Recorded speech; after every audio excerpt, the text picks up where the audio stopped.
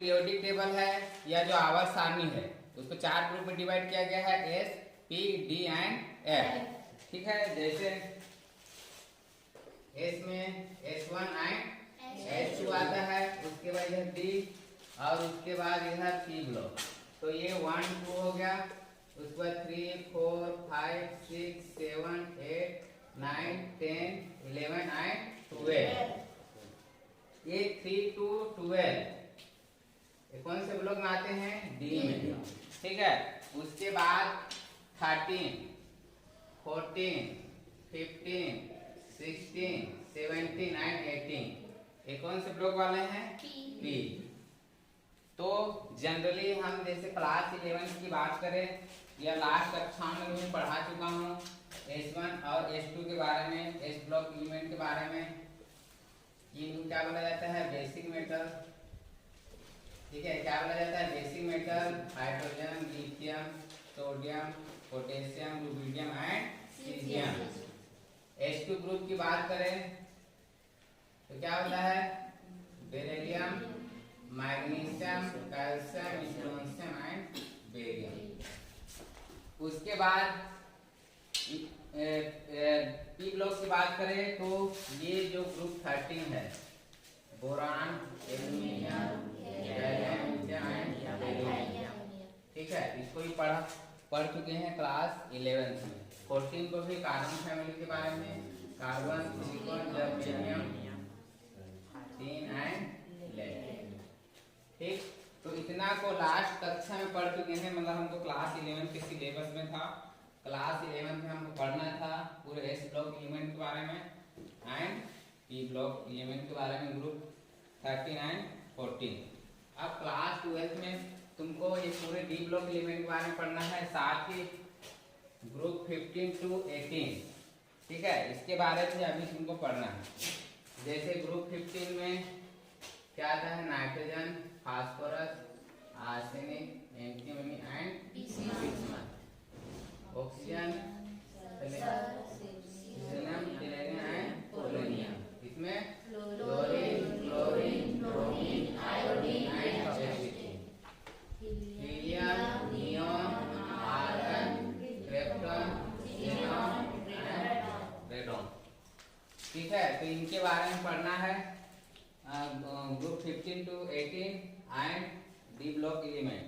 तो D block element का अगर जैसे हम जनरल इलेक्ट्रॉनिक कॉन्फ़िगरेशन लिखे या इलेक्ट्रॉनिक विन्यास तो क्या लिखते हैं? जैसे सबसे पहले हम पी ब्लॉक की बात करें, जो तुम्हारे एग्जाम में आया था बेसिक बेसलाइन वाले में, तो कोई नहीं लिखे थे, मैं देखा सबका आंसर।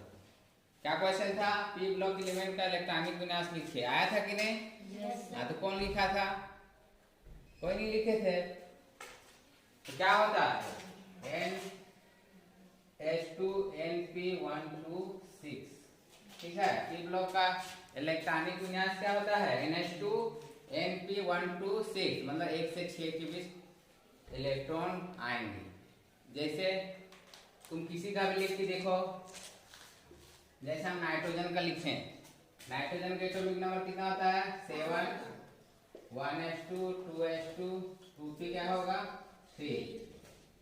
तो लास्ट का इलेक्ट्रॉन को देखा जाता है। देखो लास्ट इलेक्ट्रॉन हमेशा देखो एस में कितने इलेक्ट्रॉन आएंगे? 2। किसी का भी लिखोगे लास्ट में कितना आएंगे? 2 एस में। और पी में देखो 1 से 6 के बीच आ सकता है। 1 भी हो सकता है, 2 भी हो सकता है, 3 भी हो सकता है, 4 भी हो सकता है, 5 भी हो सकता है और 6 से ज्यादा नहीं होंगे। तो ये इसका क्या हो जाता है? इक्वेशन या फिर एक तरह से फॉर्मूला। ठीक है, इलेक्ट्रॉनिक कॉन्फ़िगरेशन लिखेंगे तो कभी भी पी ब्लॉक का NH2 126 जैसे इसका लिखते तो क्या आता? 2p1। इसका लिखते लास्ट में क्या आएगा? 2p2। इसका 2p3 आया, अभी देखे। इसका 2p4 2p5 2p6।